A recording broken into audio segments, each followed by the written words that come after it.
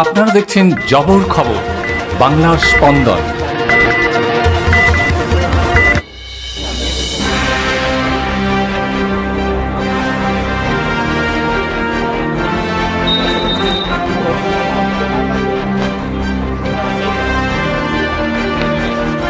এলাকার যুবক যুবতীদের খেলার প্রতি আগ্রহ বাড়াতে তুলসীঘাটায় হয়ে গেল উপপ্রধান ভলিবল কাপ 2026।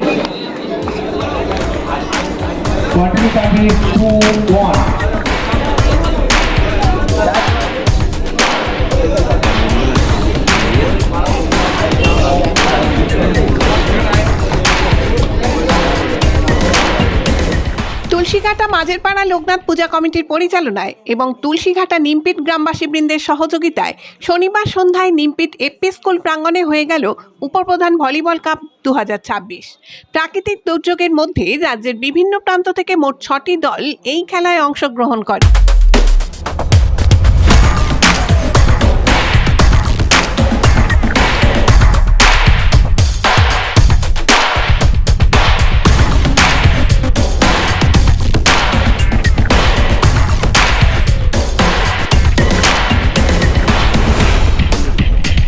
এই উপপ্রধান ভলিবল কাপ খেলার মঞ্চে উপস্থিত ছিলেন ফুটিগোদা গ্রাম পঞ্চায়েতের প্রধান রীনা মণ্ডল, উপপ্রধান সুকান্ত হালদার, স্পন্দন নার্সিংহোমের কর্ণধার ডাক্তার হরিসাধন নস্কর, বিশিষ্ট সাংবাদিক শুভব্রত দাস।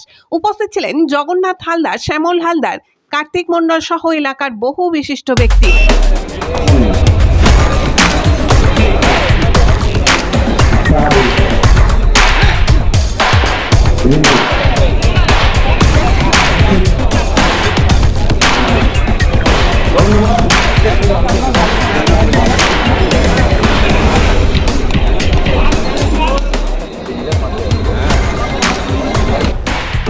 আমাদের সঙ্গে একসাথে করবো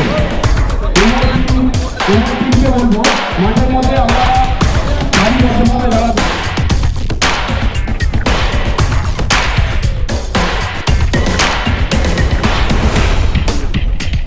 এদিনের খেলা সম্বন্ধে ফুটিগোদা গ্রাম পঞ্চায়েতের উপপ্রধান সুকান্ত সর্দার জবর খবরকে বলেন, এটা প্রথম নয়, আমরা তুলসীঘাটা মাঝেরপাড়া থেকে বিগত অনেক বছর আমাদের এই খেলাটা অনুষ্ঠিত হয়। এবছর প্রথম আমি খেলা, যেটা আমাদের 8টা টিম হয়েছিল, কিন্তু প্রাকৃতিক দুর্যোগের কারণে দুটো টিম আসতে পারেনি। কারণ প্রথম পর্বে আমরা বলেছিলাম খেলা হবে না, তারপর আবার যখন বৃষ্টি থামে তখন আমরা ডিসিশন নিয়ে আবার খেলাটা চালাবো। তাই মাঠটাকে অনেক যত্ন করে তৈরি করেছি।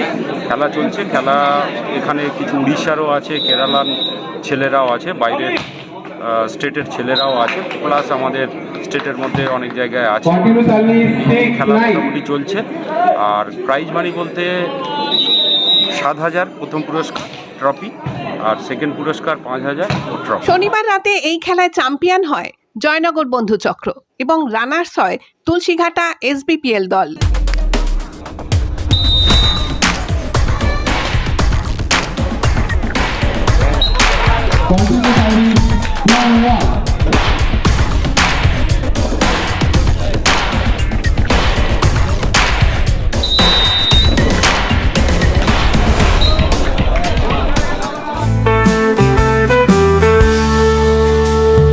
চোখের যত্ন নিন, চোখ আপনার অমূল্য সম্পদ, আপনার চোখকে রাখুন নিরাপদ।